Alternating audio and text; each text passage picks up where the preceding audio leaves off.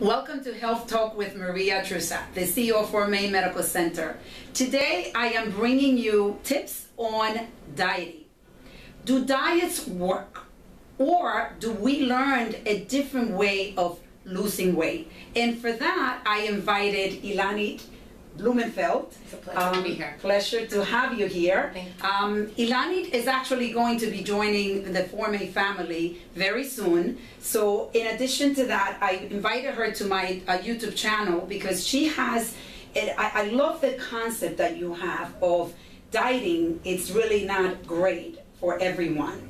It is, so I want you to talk to me about your concept of utilizing our foods.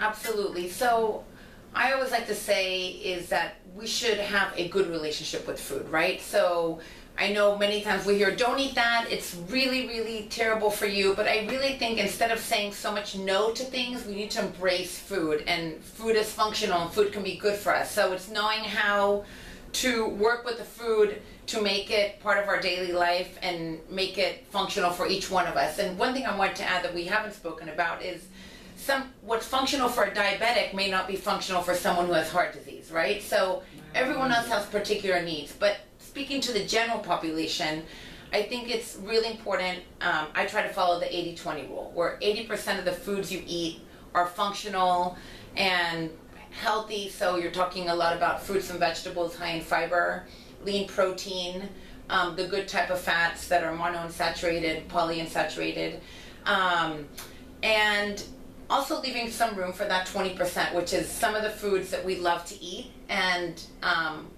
may not have that much of a function, such as like chocolate and French fries, but we still enjoy them, so they're functional in that way.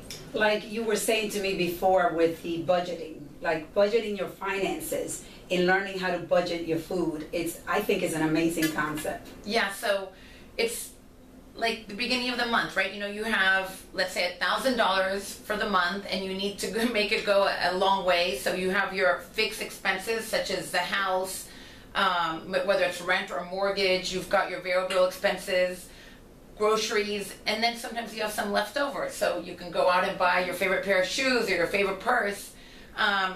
Or your favorite tie if you're a guy. Exactly, yeah, if you're a guy, your tie, watch, whatever it is that you love to have. Right. And I think that we can also budget our food that way, that some foods are more expensive and some foods weigh less. So if we were to proportion it that way, we'd be able to really be able to say, okay, let's eat quote unquote healthy for the majority of our day, but there's also that 20% where we can really enjoy those other foods that. And what you're saying is if you're used to eating certain food, like I know in the Latino culture, you know, that's a culture that is used to a lot of food that might not be great for you, but learning how to balance the food, it's something that could really help people. So important. The one good thing that Latino food has are the legumes, beans, what are also coined as pulses, they are finding that it's some of the healthiest food in the world, and we can talk about that in another segment. But if you have plantain, it's obviously much healthier if you put it in the oven or you boil it as opposed to frying it in oil. So there's different little techniques. That's great. I'm curious about, and we'll just go on this point, drinks, alcohol. What do you think of alcohol?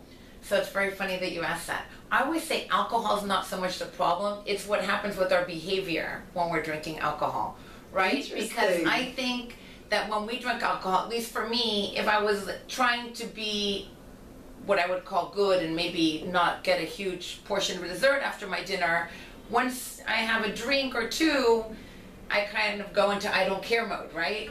Because you're more free. So the alcohol in itself, you're talking, you know, unless you're sugary alcohol drinks obviously are not the right way to go if you're trying to watch your figure. But let's talk about a glass of wine or two. Or yeah, exactly. Or a vodka or something. Per se, it's only 80 to 100 calories per glass of wine. But again, I want to reiterate, it's not so much the glass of wine, it's the behavior that goes along. It's the decisions that you're making. Yeah. This is great. Thank you so much. Thank you so much for coming to my channel. I am very excited. This is not the first time that you're going to be able to see Ilanit. Take care.